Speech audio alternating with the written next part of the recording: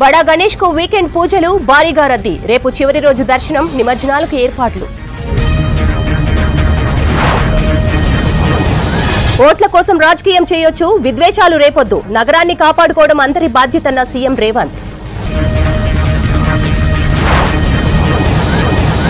సాగుకు సోలార్ మోటార్లు, మహిళలతో ప్లాంట్లు పెట్టిస్తామన్న బట్టి. బీఆర్ఎస్ లో వాళ్లలో వాళ్లే కొట్టుకుంటున్నారన్న శ్రీధర్ బాబు. ఈ నెల 20న రాష్ట్ర కేబినెట్ కీలక సమావేశం. ఎజెండాలో హైడ్రా చట్టం, భూమాత పోర్టల్, రేషన్ కార్డులు. జీవో ప్రకారమే హైడ్రా, రూల్స్ మేరకే పనిచేస్తున్నాం. కోర్టు అడిగినట్లుగా సమాచారం ఇస్తామన్న రంగనాథ్.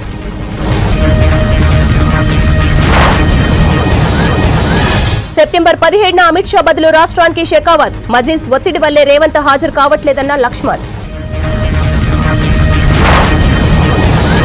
విభేదాలు రెచ్చగొట్టలేదు, హైదరాబాద్ లో అంతా మా వాళ్లే. చాలా మంది పెద్దోళ్లను చేశాం, రేవంత్ చిన్నోడన్న కేటీఆర్. మహిళలను కించపరిచిన ఎమ్మెల్యేను కేటీఆర్ అభినందిస్తారా? వరద బాధితులను మర్చి కౌశిక్ ఇంటికి పోయాడన్న కాంగ్రెస్. ఏచూరి సీతారాంకు సోనియా సహా ప్రముఖుల నివాళి. ముగిసిన అంతిమయాత్ర, ఢిల్లీ ఎయిమ్స్ కు బాడీ అప్పగింత.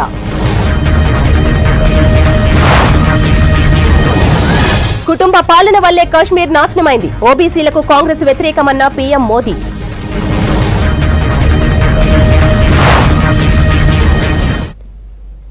ఓట్ల కోసం రాజకీయాలు చేయొచ్చు కానీ విద్వేషాలు రేపొద్దన్నారు ముఖ్యమంత్రి Revanth Reddy. All India Muslim personal board అధ్యక్షుడు మౌలానా ఖలీద్ సైఫుల్లా రహ్మనీ రచించిన ప్రొఫెట్ ఆఫ్ ది వరల్డ్ అనే పుస్తకాన్ని రేవంత్ రెడ్డి ఆవిష్కరించారు. ఈ కార్యక్రమంలో అజదుద్దీన్ ఓవైసీ, ప్రభుత్వ మైనార్టీ వ్యవహారాల సలహాదారు షబ్బీర్ అలీ పాల్గొన్నారు. విద్వేషాలు రెచ్చగొట్టే వారితో జాగ్రత్తగా ఉండాలన్నారు సీఎం. అజదుద్దీన్ తమ పార్టీని విమర్శించినా మేము ఆహ్వానిస్తామన్నారు.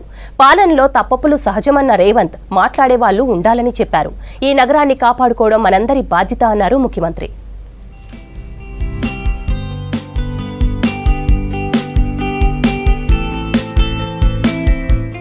एक ही मतलब है कि हम सब लोग मिलजुल के इस देश को आगे ले जाने के लिए, इस दुनिया को शांति अमन से रखने के लिए। तो ऐसे मौके पे इस देश में क्या हो रहा है, क्या होने वाले हैं, कुछ लोग जहर फैलाने के लिए जो कोशिश कर रहा है, उसको रोकने के लिए हम लोग सब मिलकर सोचना है। और दूसरी बात, मेरा दिल बहुत खुशी हो गए, all India Muslim personal law board president अपने शहर से, अपने भाइयों में एक ऑल इंडिया लेवल पे एक पोजीशन पे गया। हम सब लोग इस बात को खुशी से, गर्व से कह सकता है कि all India Muslim personal law board के प्रेसिडेंट हमारे शहर से। और रहा दूसरी बात, मैं भी सदर साहब के साथ पिछले लोकसभा में मैं भी एमपी था। सदर साहब हैदराबाद शहर के इस कोने पे रहा तो मैं उस कोने पे एमपी बना था। मगर लोकसभा में जब गरीब लोगों के तरफ से, खासकर माइनॉरिटी और दलित आदिवासियों के लिए जो आवाज़ सुनते बहुत खुशी होते थे कि भाई असदुद्दीन ओवैसी हमारे शहर से ये दलित, आदिवासी और माइनॉरिटी लोगों के लिए जो लोकसभा में जो आवाज़ उठा रहे, कभी कभी असद साहब ने कांग्रेस के खिलाफ भी बोले तो भी मुझे अच्छा लगता था, क्योंकि हमारा ही भाई कुछ आवाज़ उठा रहे। हमारे खिलाफ बोले तो कोई दुश्मन नहीं होते। हर सरकार को चलाने में कभी कभी गलती भी हो सकता है। वो गलतियां सुधारने के लिए स्ट्रांग अपोजिशन की भी ज़रूरत है। ప్రజా ఆకాంక్షలకు అనుగుణంగా చట్టాల్లో మార్పులు చేసి పాలన కొనసాగిస్తున్నామన్నారు డిప్యూటీ సీఎం బట్టి విక్రమార్క. రుణమాఫీపై రాజీపడే ప్రసక్తే లేదని ప్రకటించారు. త్వరలోనే పంటలకు ఇన్సూరెన్స్ అందిస్తామని చెప్పారు. అభివృద్ధి, సంక్షేమం తమ ప్రభుత్వానికి రెండు కళ్లన్నారు శ్రీధర్ బాబు. పెద్దపల్లిలో పర్యటించిన మంత్రులు 85 కోట్లతో పలు అభివృద్ధి కార్యక్రమాలకు శంకుస్థాపన చేశారు.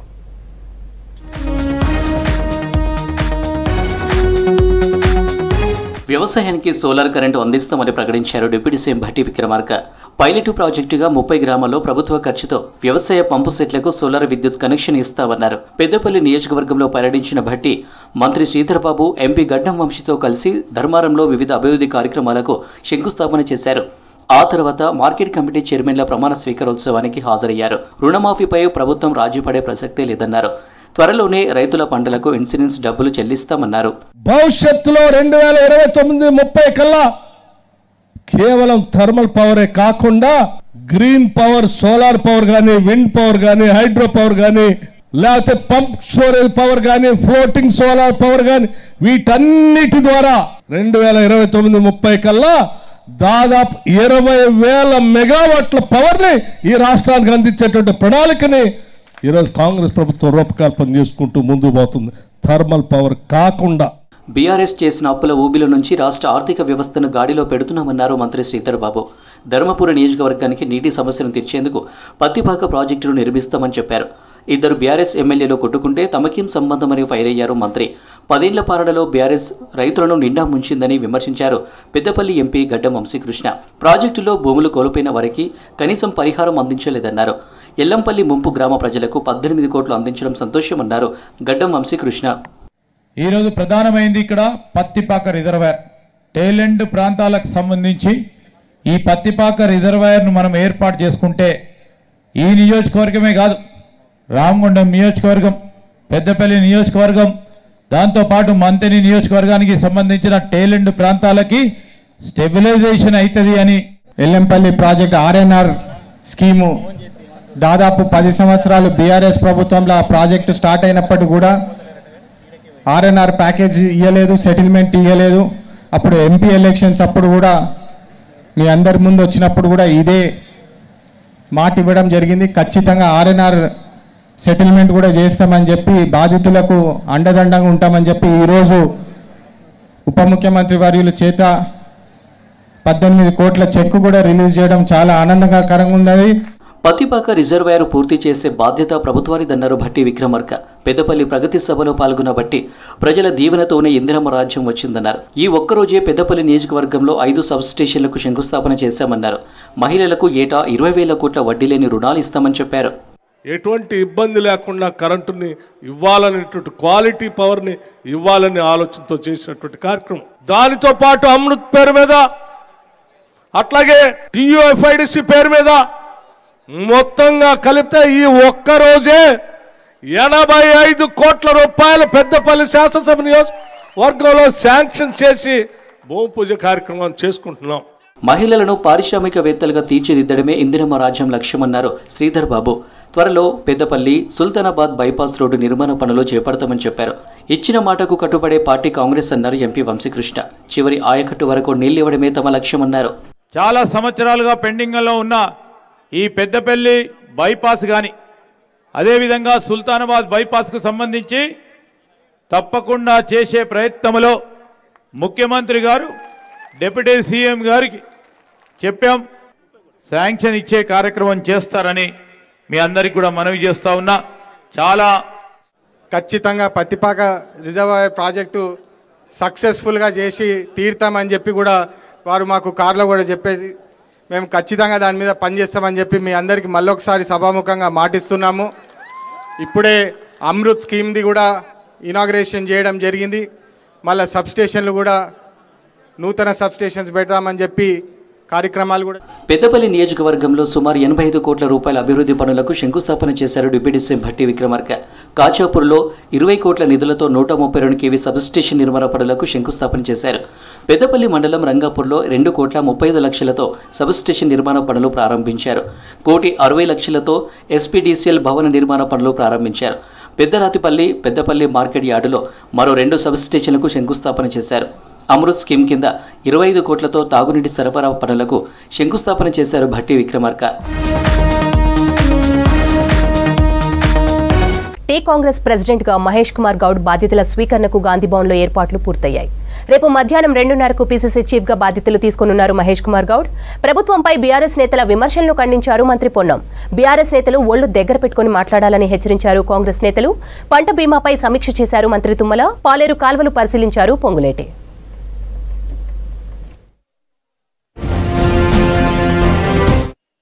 పీసీసీ చీఫ్గా రేపు గాంధీభవన్లో బాధ్యతలు తీసుకోనున్నారు మహేష్ కుమార్ గౌడ్. గన్ పార్క్ దగ్గర నివాళులర్పించి గాంధీభవన్కు ర్యాలీగా వెళ్లి అక్కడ మధ్యాహ్నం 2:30కు పీసీసీ చీఫ్గా ఛార్జ్ తీసుకోనున్నారు. సీఎం రేవంత్ రెడ్డి మహేష్ కుమార్ గౌడ్కు బాధ్యతలు అప్పగించనున్నారు. ఈ కార్యక్రమానికి గాంధీభవన్లో భారీ ఏర్పాట్లు చేశారు కాంగ్రెస్ నేతలు. బాధ్యతల స్వీకారం తర్వాత ఇందిరాభవన్ ముందు ఏర్పాటు చేసిన బహిరంగ సమావేశంలో నేతలు పాల్గొననున్నారు. బీఆర్ఎస్ నేతలు ప్రాంతీయ విభేదాలు రెచ్చగొట్టేందుకు కుట్ర చేస్తున్నారని ఫైర్ అయ్యారు మంత్రి పొన్నం ప్రభాకర్. బీఆర్ఎస్ నేతలు ఒళ్లు దగ్గర పెట్టుకుని మాట్లాడాలని హెచ్చరించారు. హైదరాబాదు బ్రాండ్ ఇమేజ్ దెబ్బతీయాలని చూస్తే ఊరుకునేది లేదన్నారు. పార్టీ ఫిరాయింపుల పేటెంట్ ముమ్మాటికి బీఆర్ఎస్ దేనని ఎద్దేవా చేశారు పొన్నం. సీఎం రేవంత్ పై ప్రభుత్వంపై ఇష్టమొచ్చినట్టు మాట్లాడితే ఊరుకునేది లేదన్నారు కాంగ్రెస్ సీనియర్ నేత జగ్గారెడ్డి. శాసనసభ్యుడు మాట్లాడిన వీడియోను మరొకసారి కేటీఆర్ గారికి మీ ద్వారానే పంపిస్తా ఉన్నాం. మాట్లాడేటప్పుడు ఒళ్ళు దగ్గర పెట్టుకొని మాట్లాడాలి. ఎక్కడో విజయవాడలో గుంటూరులో జన్మించి ఆడికే ఇక్కడికి వచ్చి పెత్తనం చేస్తే నడవదని తొడగొట్టినటువంటి వాళ్ళు ఎవరు? వాళ్ళ గురించి నేను మాట్లాడదలుచుకోలే.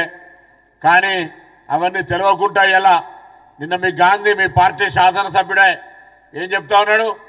పార్టీ ఖరాబ్ అయిపోతా ఉంది, ఖరాబ్ అయిపోయింది, ఎందుకు ఖరాబ్ అయిందో సమీక్ష చేసుకోమంటుండు. అంటే మీ నాయన ఆ రోజు కాంగ్రెస్ వాళ్ళని ఎవరిని తీసుకొని కండువాలు కప్పితే తప్పు లేదు. ఇప్పుడు ముఖ్యమంత్రి కాంగ్రెస్ పార్టీ ముఖ్యమంత్రి రేవంత్ రెడ్డి గారు కండువా కప్పితే తప్పు వచ్చిందా? ఇది తెలంగాణ ప్రజలు కూడా ఆలోచన చేయండి.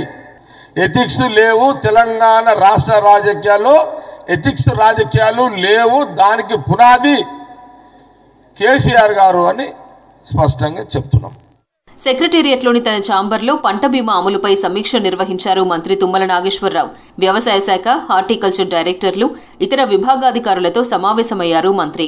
పంట బీమా అమలుకు తీసుకోవాల్సిన చర్యలు, రైతుల ప్రయోజనాలకు అనుగుణంగా విధానాలు రూపొందించడం, భవిష్యత్ కార్యాచరణపై అధికారులతో చర్చించారు తుమ్మల. ఖమ్మం జిల్లా కూసుమంచిలో పాలేరు ప్రాజెక్టు ఎడమ కాలువ గండి వెంటనే పూడ్చివేయాలని అధికారులను ఆదేశించారు మంత్రి Ponguleti Srinivasa Reddy. Mini hydel project దగ్గర వరద ఉధృతికి ఎడమ కాలువకు పడిన గండి పునరుద్ధరణ పనులను పరిశీలించారు మంత్రి. 4 రోజుల్లో పనులు పూర్తి చేసి రైతులకు సాగునీరు అందించాలని ఆదేశించారు పొంగులేటి. పెద్దపల్లి జిల్లా మంథనిలో నూతనంగా ఏర్పాటు చేసిన సెంటిలియన్ సాఫ్ట్వేర్ కంపెనీని ప్రారంభించారు మంత్రి శ్రీధర్బాబు. త్వరలోనే మంథనిలో స్కిల్ డెవలప్మెంట్ సెంటర్ను కూడా ఏర్పాటు చేస్తామన్నారు. గ్రామీణ యువతకు ఉపాధి అవకాశాలు అందించడమే లక్ష్యంగా ప్రభుత్వం కృషి చేస్తోందన్నారు మంత్రి. వ్యవసాయ శాఖ మంత్రిగా పనిచేసిన అనుభవంతో రైతుల సంక్షేమం కోసం పనిచేస్తామని చెప్పారు మాజీ మంత్రి బాన్సువాడ ఎమ్మెల్యే పోచారం శ్రీనివాసరెడ్డి. రైతులు అప్పుల భారం నుంచి బయటపడేలా ప్రభుత్వం చర్యలు తీసుకోవడం మంచి పరిణామమన్నారు. వ్యవసాయ శాఖ సలహాదారుగా బాధ్యతలు చేపట్టారు Pocharam. Hyderabad public garden horticulture ఆఫీస్లో ఫైల్పై సంతకం చేశారు. పోచారం శ్రీనివాసరెడ్డికి శాలువా కప్పి అభినందించారు మంత్రులు. 10 ఏళ్లు ప్రజలు రాష్ట్రాన్ని అప్పగిస్తే కుక్కలు చింపిన విస్తరి చేశారని బీఆర్ఎస్పై మండిపడ్డారు ప్రభుత్వ విప్ ఆది శ్రీనివాస్. ఏం మొహం పెట్టుకుని కౌశిక్ రెడ్డి ఇంటికి కేటీఆర్ వెళ్లారని ప్రశ్నించారు. అసమర్థులెవరో సమర్థులెవరో ప్రజలు నిర్ణయిస్తారని అన్నారు. కౌశిక్ వ్యాఖ్యలను కేటీఆర్ సమర్థిస్తారా అని ప్రశ్నించారు ఆది శ్రీనివాస్. బీఆర్ఎస్ చేస్తున్న సర్కస్ను ప్రజలు గమనిస్తున్నారన్నారు కాంగ్రెస్ అధికార ప్రతినిధి సామ రామ్మోహన్. మహిళలను అవమానించడంలో నువ్వు నేను ఒకటే తీరును అని చెప్పడానిక ఈరోజు ప్రజలకు సమానం చెప్పాల్సినటువంటి అవసరం బాధ్యత కేటీఆర్కు ఉందని మాట సందర్భంగా తెలియజేస్తుంది. మీకు మీ పార్టీకి ఏమాత్రం నైతిక విలువలున్నా ఆంధ్ర వాళ్ళు ఇచ్చే ఓట్లు కావాలి, ఆంధ్ర వాళ్ళు ఇచ్చే ఎమ్మెల్యే సీట్లు కావాలి, ఆంధ్ర వాళ్ళు ఇచ్చే నోట్లు కావాలి. ప్రజాపాలనలో ప్రజల ముఖ్యమంత్రి రేవంత్ రెడ్డి గారు వచ్చిన తర్వాత మాదక ద్రవ్యాల మీద ఉక్కుపాదం మోపి మేము ఈరోజు పిల్లల్ని కాపాడేటటువంటి ప్రయత్నం మనం చేస్తుంటే, దాన్ని సర్వసభ్య సమాజం స్వాగతిస్తుంటే, మీరు ఈరోజు మళ్ళా మన ఉనికి కావాలనంటే వెనకటికేమో పెట్రోల్ పోపించుకొని తగలబెట్టి పిచ్చినటువంటి చరిత్ర ఉన్న వాళ్ళు మీరు ఈరోజు మళ్ళీ విద్వేషాల కోసం లక్షలాదిగా తరలండి, వేలాదిగా తరలండి. నేను గాంధీ తాతలా మీరు న్యాయం కోసం కొట్లాడుతారో మీ బతుకులకు ఏమైనా ఈ రోజున ప్రజలకు చేసినటువంటి చరిత్ర మీకు ఇటేమైనా ఉందా? మహిళా కాంగ్రెస్ మెంబర్షిప్ డ్రైవ్ ప్రారంభించారు అధ్యక్షురాలు సునీతారావు. మహిళలకు ప్రత్యేక గుర్తింపు కాంగ్రెస్లోనే సాధ్యమన్నారు. మెంబర్షిప్ డ్రైవ్ను విజయవంతం చేయాలని పిలుపునిచ్చారు. పీసీసీ బాధ్యతల స్వీకార కార్యక్రమానికి దగ్గరుండి ఏర్పాట్లు చేస్తున్నారు నేతలు. పీసీసీ చీఫ్ కోరినట్లుగా భవనంలో మార్పులు చేశారు.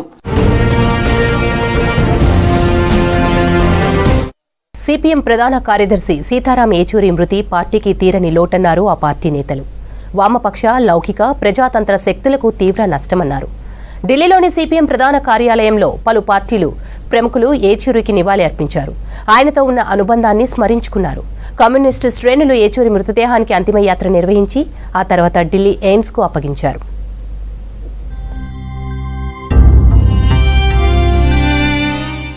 ప్రముఖ కమ్యూనిస్టు నాయకుడు సిపిఎం ప్రధాన కార్యదర్శి సీతారాం ఏచూరి శకం ముగిసింది. 2 రోజుల క్రితం అనారోగ్యంతో ఢిల్లీ ఎయిమ్స్లో చికిత్స పొందుతూ మృతి చెందారు ఏచూరి.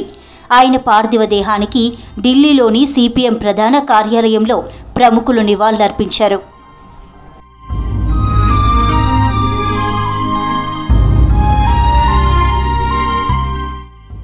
సిపిఎం ప్రధాన కార్యదర్శి ఏచూరి మరణించిన రోజే డెడ్ బాడీకి అంత్యక్రియలుండవని ఆ పార్టీ పొలిట్ బ్యూరో తెలిపింది. ఆ మేరకు సిపిఎం పార్టీ ఆఫీస్ నుంచి ఎయిమ్స్ వరకు ఏచూరి డెడ్ బాడీకి అంతిమయాత్ర నిర్వహించారు. దారి పొడవునా కమ్యూనిస్టు శ్రేణులు ఆయనకు లాల్ సలాం కామ్రేడ్ నినాదాలతో హోరెత్తించారు. ఆ తర్వాత సీతారాం ఏచూరి డెడ్ బాడీని ఢిల్లీ ఎయిమ్స్కు అప్పగించారు కుటుంబ సభ్యులు.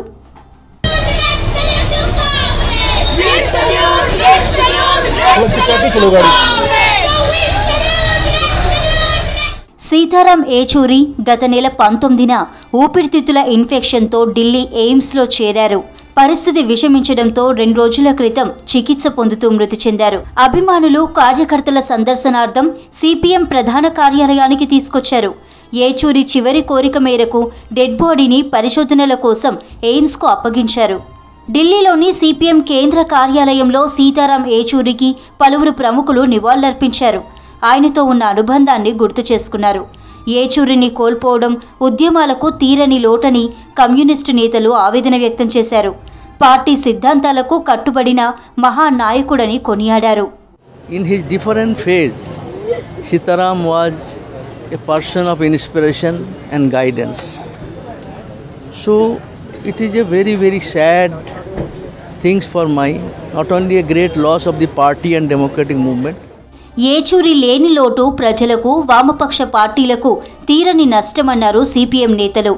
ఏచూరి ఆలోచనలు, సిద్ధాంతాలను ముందుకు తీసుకువెళ్తామన్నారు లీడర్లు.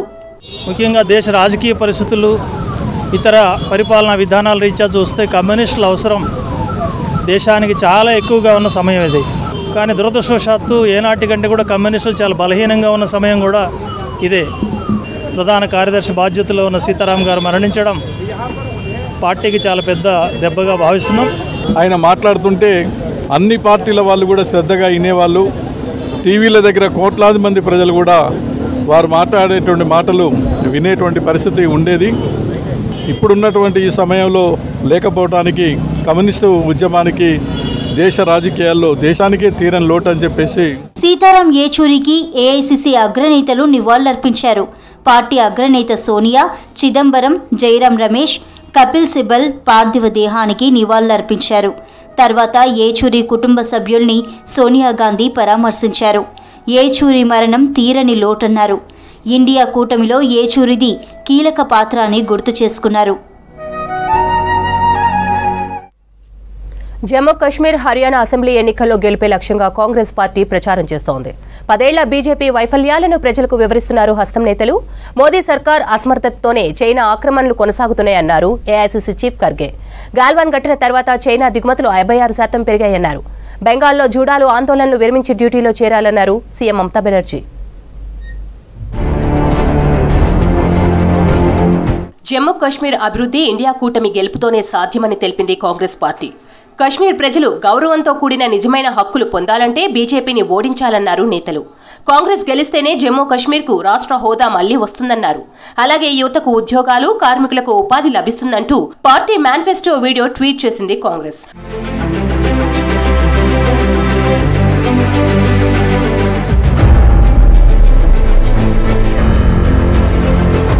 మోదీ ప్రభుత్వం చేతగానితనంతోనే భారత సరిహద్దులను చైనా ఆక్రమిస్తోందన్నారు ఏఐసిసి చీఫ్ మల్లికార్జున్ ఖర్గే.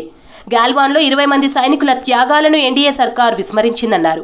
భారత భూభాగాన్ని చైనా ఆక్రమించలేదంటూ క్లీన్ చీట్ ఇవ్వడం దారుణమన్నారు. ఆత్మనిర్భర్ భారత్ను విస్మరించిన మోదీ సర్కార్ చైనా దిగుమతులకు రెడ్ కార్పెట్ వేస్తోందని విమర్శించారు. గాల్వాన్ ఘటన తర్వాత చైనా దిగుమతులు 56% పెరిగాయంటూ ట్వీట్ చేశారు ఖర్గే.